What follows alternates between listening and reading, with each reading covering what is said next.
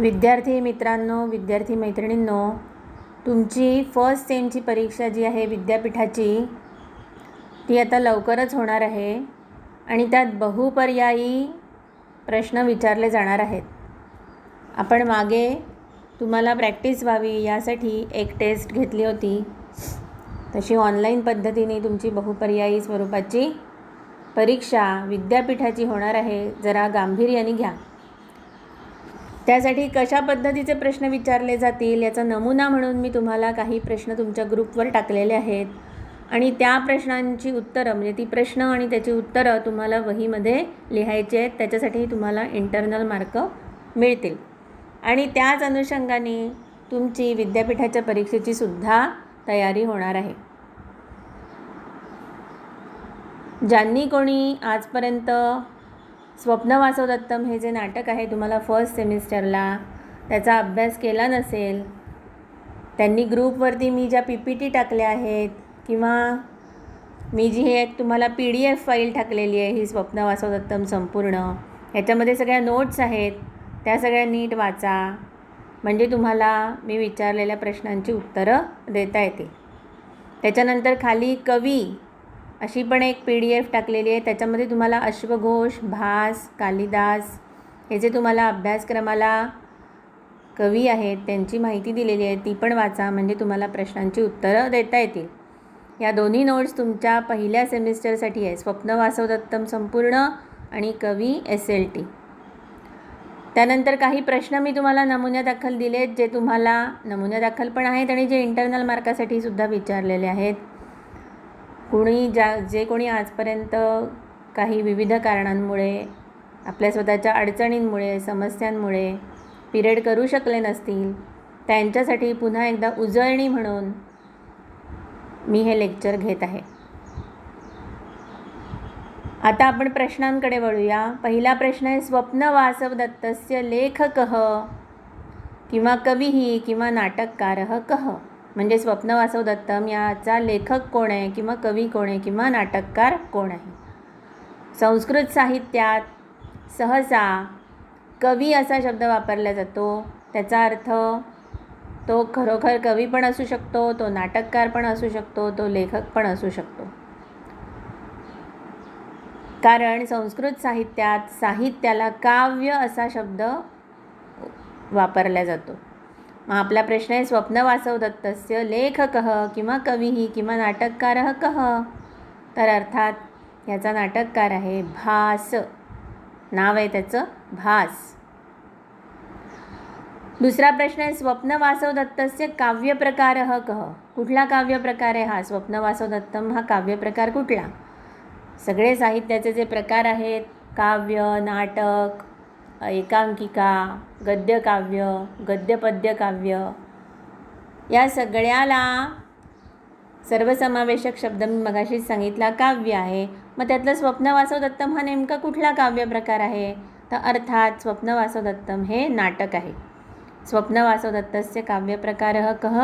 तर नाटकः. स्वप्न वासवदत्तस्य नायकः कः. या नाटकाचा नायक कोण आहे? तर अर्थात वत्सदेशाचा राजा उदयन हा या स्वप्न वासवदत्त नाटकाचा नायक आहे. उदयनस्य देशः कः. उदयन कुठल्या देशाचा राजा आहे? आत्ताच मी सांगितलं वत्स देशाचा राजा आहे, म्हणजे त्याचा देश कोणता? तर वत्स देश. उदयनस्य किंवा वत्सदेशस्य राजधानी का. म्हणजे उदयनाची किंवा वत्स देशाची राजधानी कोणती? तर या वत्स देशाची राजधानी आहे कौशांबी. म्हणजेच उदयनाची राजधानी आहे कौशांबी. वत्स देशाचा राजा कोण आहे? उदयन. आणि त्याची राजधानी काय आहे? तर कौशांबी. उदयनस्य शत्रुः कः. या नाटकामध्ये उदयनाचा शत्रू कोण आहे ज्याचा उल्लेख झालेला आहे? ज्या शत्रूंनी उदयनाचं राज्य बळकावलेलं आहे आणि त्याला त्याची राजधानी सोडून दुसरीकडे राहायला जावं लागत आहे.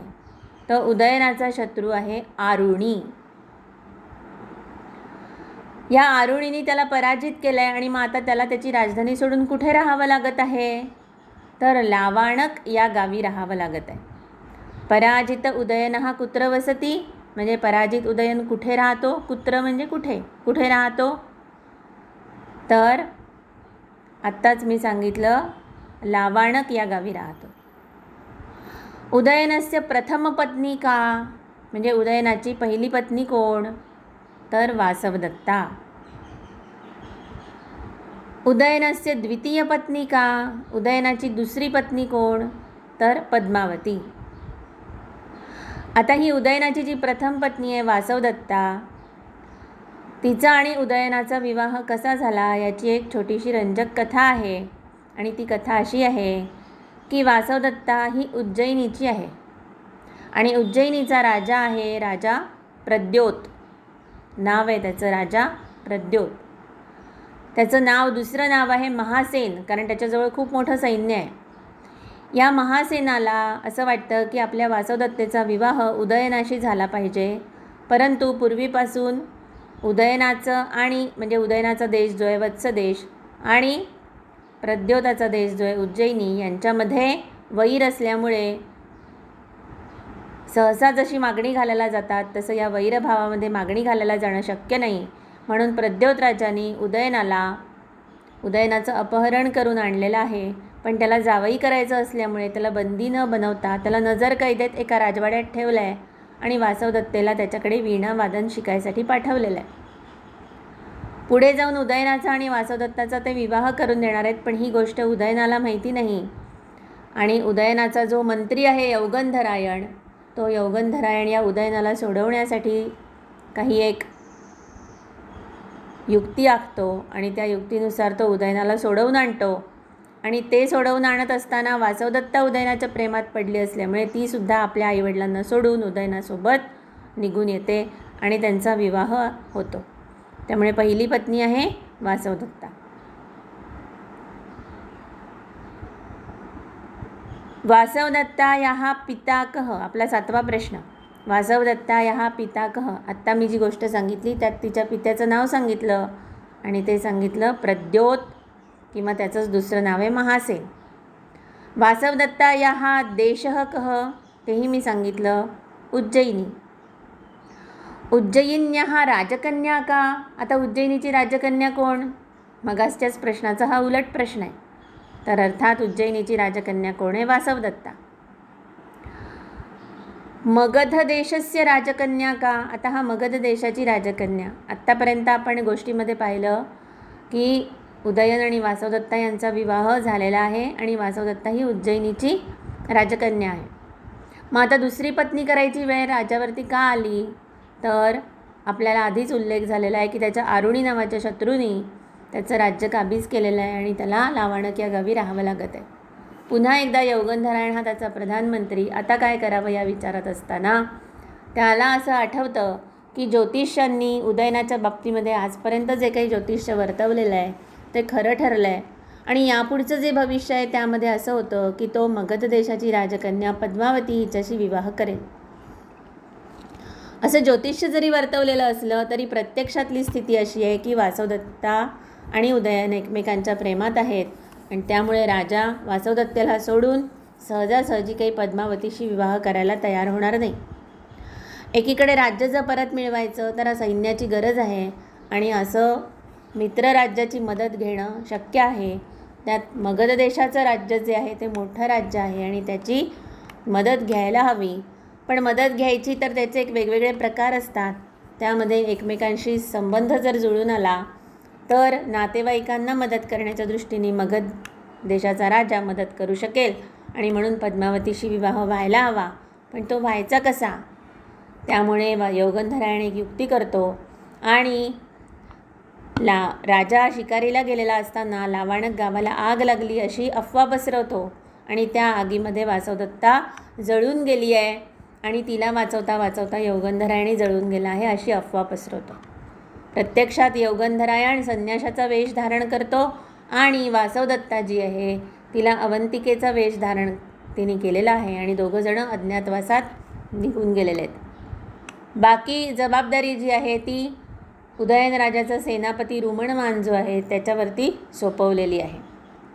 आणि आता वासवदत्ता आणि यौगंधरायण हे लावाणक गावातनं बाहेर पडलेले आहेत. आणि मग ते मार्गक्रमण करत असताना एका ठिकाणी तपोवनामध्ये त्यांची भेट पद्मावतीशी होते आहे. ही पद्मावती जी आहे ती मगध देशाची राजकन्या आहे. आपला 10वा प्रश्न आहे, मगध देशस्य राजकन्या का?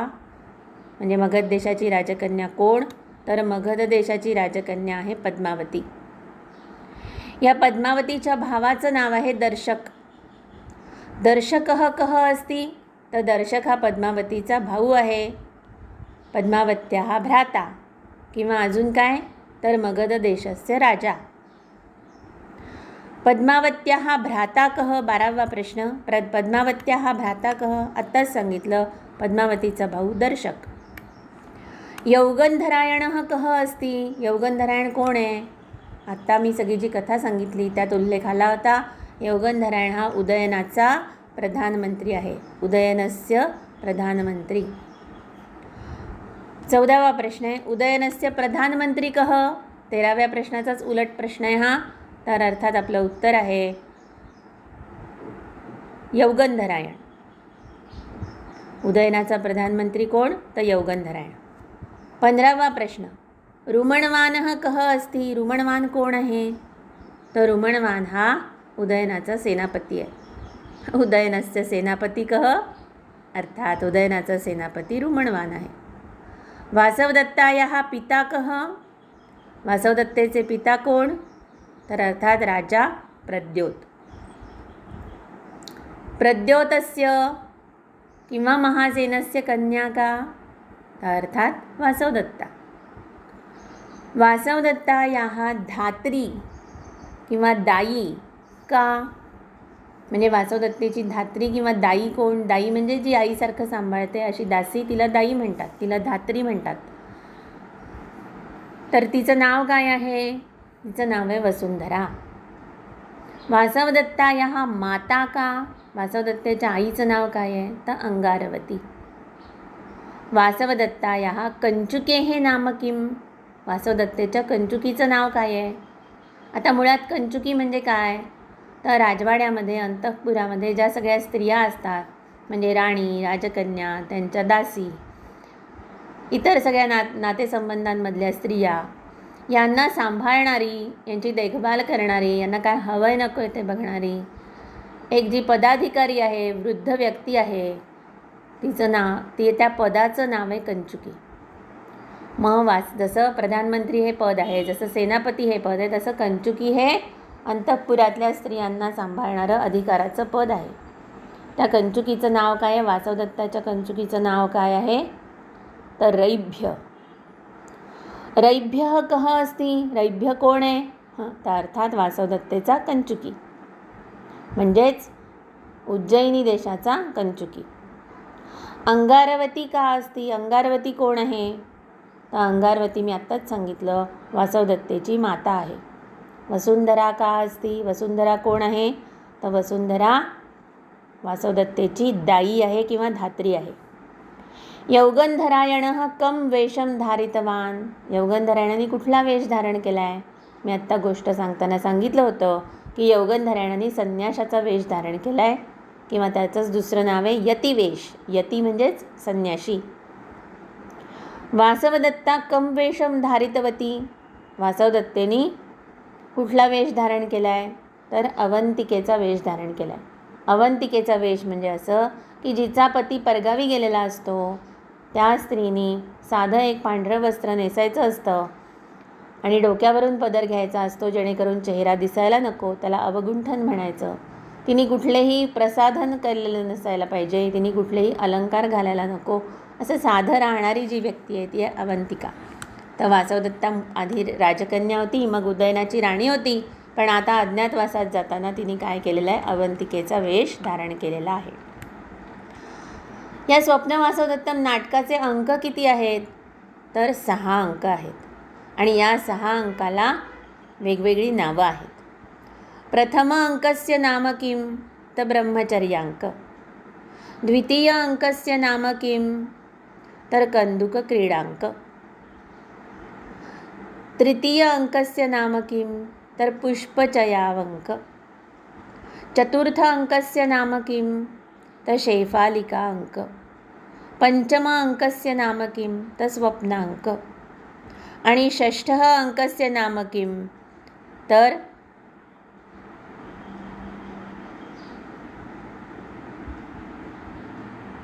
तो शेवटचा अंक आहे, अंतिम अंक हा. आता ही नावं लक्षात कशी ठेवायची तर पहिल्या अंकामध्ये हे लोक जे तपोवनामध्ये जातात तिथे पद्मावतीशी भेट होते आणि तिथेच पुढे एक ब्रह्मचार्याचा प्रवेश झालेला आहे आणि त्या ब्रह्मचार्याकडून आपल्याला कळतं की लावाणक गावामध्ये काय झालं. राजा शिकारीला गेलेला असताना हे योगंधरायणाने जी अफवा उठवली आहे की राणी वासवदत्ता जळून गेली, त्याचा राजावर काय परिणाम झाला, राजा किती शोकाकुल झाला, त्या शोकातून तो बाहेर पडला की नाही, आणि आता पुढे रोमणवान या सेनापतींनी त्याची काळजी घेतली की नाही, काय आहे परिस्थिती, हे सगळं कळण्यासाठी त्या ब्रह्मचार्याची त्या अंकामध्ये योजना केलेली आहे आणि म्हणून त्याला पहिल्या अंकाला ब्रह्मचर्य अंक नाव दिलेलं आहे. दुसऱ्या अंकामध्ये आपण पाहतोय, पहिल्या अंकामध्ये योगंधरायणाने पद्मावतीजवळ मागणी केली आहे की त्यांनी आपल्या बहिणीचा सांभाळ करावा. या अज्ञातवासात योगंधरायणाची बहीण कोण आहे तर वासवदत्ता. तर या बहिणीचा सांभाळ करावा असं म्हणून योगंधरायणाने वासवदत्तेला पद्मावतीजवळ ठेवलं आणि मग पद्मावतीने त्यांचा सांभाळ केलेला आहे, तिचा हो म्हटलेला आहे ठेवायला आणि ती तिला सोबत घेऊन गेली आहे. त्यामुळे दुसरा अंक जो आहे तो पद्मावतीच्या राजवाड्यामध्ये आपल्याला त्याच्यातल्या घटना दिसतात आणि तिथे पद्मावती आणि वासवदत्ता एकमेकांची मैत्रीण झालेले आहेत आणि चेंडू खेळत आहेत असं त्या अंकामधलं वर्णन आहे आणि म्हणून त्याचं नाव आहे कंदुक क्रीडांक. कंदुक म्हणजे चेंडू. तिसऱ्या अंकाचं नाव काय तर पुष्पचयावंक.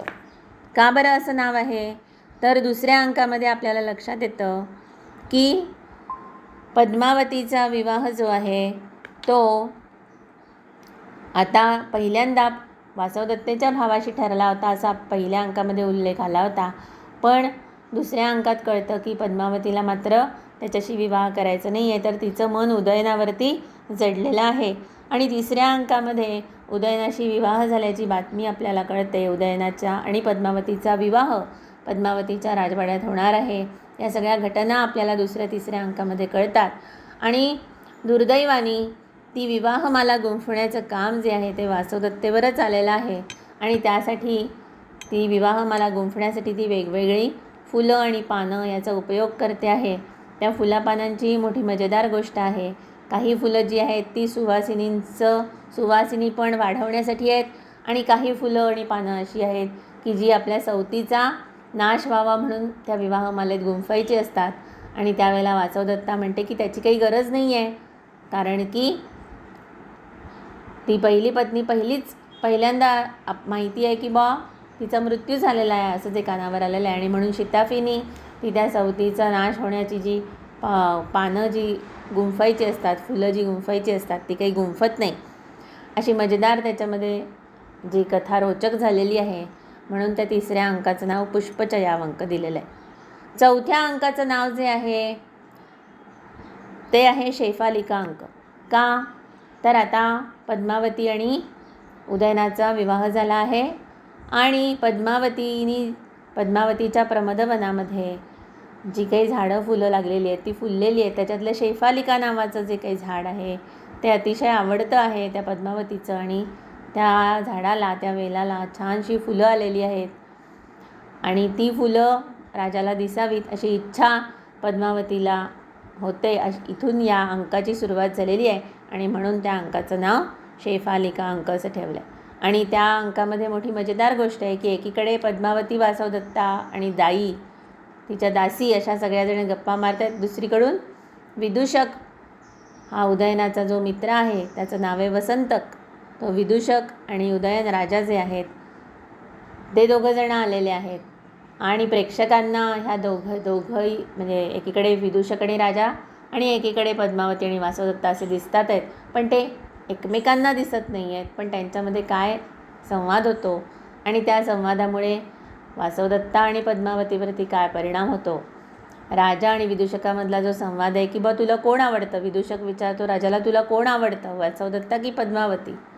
त्याचं उत्तर राजा देतो की पद्मावती खूप चांगली असली तरी वासवदत्तेवरचं मन माझं अजून ती हरण करू शकलेली नाही. त्यावरून वासवदत्तेला तिच्या त्यागाचं थोडंसं फळ मिळतं.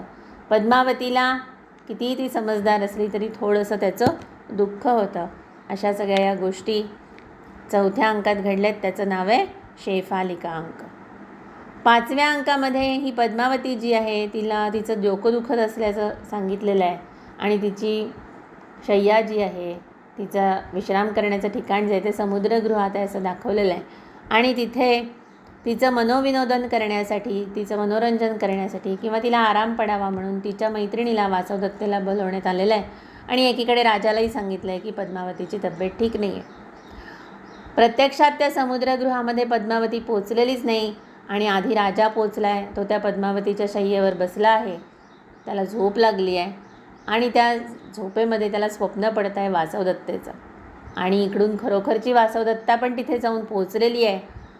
तिला त्या अंधुक प्रकाशामध्ये कळत नाही आहे की ती पद्मावती आहे का राजा आहे म्हणून. तिथे पद्मावती समजून त्याच्याजवळ बसली आहे आणि मग स्वप्नात बडबडत असलेला राजा, त्या राजाचा आवाज ऐकून तिला कळतं आहे की हा राजा आहे. आणि मग मोठा मजेशीर संवाद त्याच्यात आहे. राजा आणि स्वप्नातली वासवदत्ता आणि खरी वासवदत्ता अशा या तिघांचा संवाद त्याच्यामध्ये आहे. त्यामुळे याला स्वप्नांक असं नाव दिलेलं आहे. 32वा प्रश्न आहे, ब्रह्मचर्यांक कस्य अंकस्य नाम अस्ति. ब्रह्मचर्यांक हा कितवा अंक आहे, कुठल्या अंकाचं नाव आहे, तर अर्थात पहिल्या अंकाचं नाव आहे, प्रथम. पुष्पावचयांक कस्य अंकस्य नाम अस्ति, तर 3ऱ्या अंकाचं. स्वप्नांक कतमः अंकः, तर 5वा अंक. शेफालिका अंकः कतमः अंकः, तर शेफालिका अंक जो आहे तो आहे 4था अंक. चित्रफलकांक कतमः अंकः, चित्रफलक हा 6वा अंक आहे, शेवटचा अंक. त्याचं नाव चित्रफलक ठेवायचं कारण असं की 6व्या अंकामध्ये पद्मावती आणि राजा यांचा आपण बघितलं 3ऱ्याच अंकात विवाह झालेला आहे. आणि 6व्या अंकामध्ये वासवदत्तेच्याकडून, तिच्या आईवडिलांकडून त्या देशाचे कंचुकी आणि तिची दाई म्हणजे रैभ्य आणि वसुंधरा दोघेजण आलेले आहेत उदयनाचं आणि वासवदत्ताचं चित्र घेऊन. आणि राजाशी भेट घेत आहेत आणि त्याला सांगतायत की तुमचा विवाह करून देण्याचं राजाच्या मनात होतं, पण तुम्ही त्याच्या आधीच वासवदत्तेला घेऊन निघून गेलात. त्यामुळे ह्या तुमच्या ज्या प्रतिमा आहेत, ही जी तुमची चित्र आहेत, त्या चित्रांचंच वासवदत्तेच्या आईवडिलांनी लग्न लावून दिलं. ती चित्र आम्ही तुम्हाला द्यायला आलेलो आहे. आणि ती चित्र बघत असताना पद्मावतीच्या लक्षात येतं की ही चित्र अगदी हुबेहूब काढलेली आहेत, कारण राजाचं चित्र अगदी हुबेहूब आहे आणि जे राणीचं चित्र आहे, जे वासवदत्तेचं जे चित्र आहे ते पाहून तिला आश्चर्य वाटतं, कारण तिच्याजवळ राहणारी वासवदत्ता आहे पण तिला माहीत नाही ती वासवदत्ता आहे म्हणून. त्यामुळे आपली सखी किंवा आपल्याला जी ठेव म्हणून ठेवायला दिलेली आहे त्या तपोवनामध्ये, जिचा सांभाळ करायला सांगितले, ती व्यक्ती तर वासवदत्ताच आहे.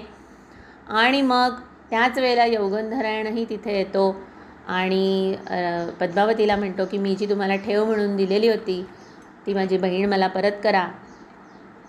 आणि त्यावेळेला त्या वसुंधरा आणि रैभ्य यांच्या साक्षीने त्याची बहीण जी आहे ती परत केली जाते. आणि त्यावेळेला ती दाई त्या वासवदत्तेच्या चेहऱ्यावरचं अवगुंठन दूर करते आणि मग सगळंच कळतं की अरे ही खरोखर वासवदत्ता आहे आणि राजाला सगळा जो सत्य प्रकार आहे तो कळतो. तर या गोष्टी त्या चित्रफलकामुळे कळतात, म्हणून त्या 6व्या अंकाचं नाव आहे चित्रफलकांक. 37वा प्रश्न बघतोय आपण, कंदुक क्रीडांक कतमः अंकः. कंदुक क्रीडांक कितवा अंक आहे, तर 2रा अंक आहे. ब्रह्मचर्यांकस्य घटना कुत्र घटती. ब्रह्मचर्यांकामधल्या घटना कुठे घडतात, तर तपोवनात घडतात. पुष्पावचयांकस्य घटना कुत्र घटती. पुष्पावचयांकाच्या घटना कुठे घडलेल्या आहेत, तर पद्मावतीच्या राजवाड्यामध्ये घडलेल्या आहेत. स्वप्नांकस्य घटना कुत्र घटती. तर स्वप्नांकाची घटना जी आहे ती समुद्रगृहात घडलेली आहे. शेफालिका अंकस्य घटना कुत्र घटती. शेफालिका अंकातल्या घटना कुठे घडलेल्या आहेत, तर प्रमदवनात घडलेल्या आहेत, अर्थात मगध देशाच्या म्हणजेच पद्मावतीच्या राजवाड्यामध्ये प्रमदवन जे आहे त्याच्यामध्ये घडलेले आहेत.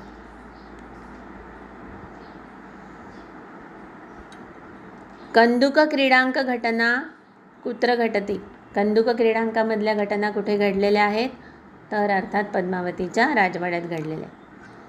नांद्यन्ते कह प्रविशती. नांदी झाल्यानंतर कोण प्रवेश करतं? आता नांदी म्हणजे काय? तर नाटक ज्या वेळेला सुरुवात करतो आपण तेव्हा आधी रंगमंचाची पूजा करतो, ईश्वराची प्रार्थना करतो, राजाधिकांची प्रार्थना करतो आणि त्यात हे नाटक निर्विघ्नपणे पार पडावं अशी ती प्रार्थना केलेली असते. त्याला म्हणायचं नांदी. आणि ही नांदी झाल्यानंतर म्हणजे ही पूजा अर्चा झाल्यानंतर सूत्रधार प्रवेश करतो. त्यामुळे नांदीनंतर कोण प्रवेश करतो? सूत्रधार. त्या नाटकाचा सूत्रधार संस्कृत साहित्यामध्ये सूत्रधार म्हणजे त्या नाटकामध्ये काम करणारा नायकही असतो, तो दिग्दर्शकही असतो, तो व्यवस्थापकही असतो, तो सगळी सूत्र सांभाळतो त्या नाटकाच्या बाजूची आणि म्हणून त्याला सूत्रधार असं म्हणतात. नांद्यन्ते कह प्रविशती. 43वा प्रश्न. नांदीनंतर सूत्रधार प्रवेश करतो.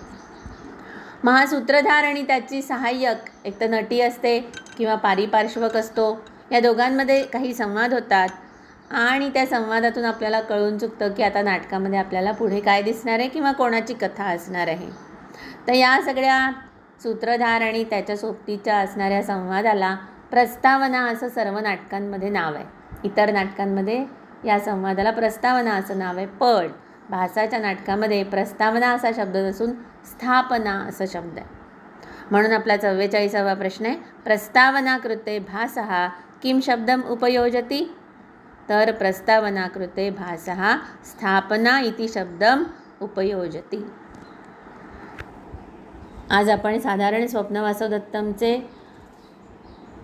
काय आहे हे स्वप्नवासव दत्तम नाटक, कोणी लिहिलं, त्यातले नायक नायिका कोण, त्यांची नावं काय, इतर पात्रांची नावं काय, नाटकाच्या अंकाची नावं काय, आपण त्याचा बाहेरचा विचार केलेला आहे. आपण उद्याच्या लेक्चरमध्ये या नाटकामध्ये कुणी कुणाला म्हटलं, कुठली वाक्य, या संबंधीच्या प्रश्नांची उत्तरं बघणार आहोत.